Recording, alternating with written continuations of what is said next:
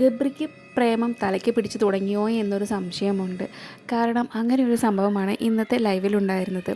തുടക്കം മുതലേ തന്നെ ഗബ്രിയും ജാസ്മിയും പറഞ്ഞിരുന്നത് തങ്ങൾ സുഹൃത്തുക്കൾ മാത്രമാണ്, അതിനപ്പുറം ഞങ്ങൾക്കൊന്നുമില്ല എന്നാണ് പറഞ്ഞിരുന്നത്.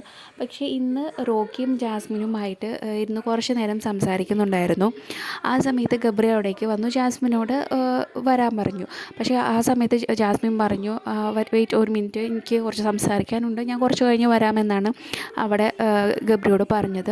അപ്പോൾ ഓക്കെ എന്ന് പറഞ്ഞ് ഗബ്രിയോടൊന്ന് പോയി. പിന്നെ ഭയങ്കര വിഷമിച്ചിട്ട് മാറിയിരിക്കുന്ന ഗബ്രിയെയാണ് കാണിച്ചത്. അതായത് ഗബ്രിക്ക് പൊസസീവ്നെസ് തുടങ്ങിയിട്ടുണ്ട്.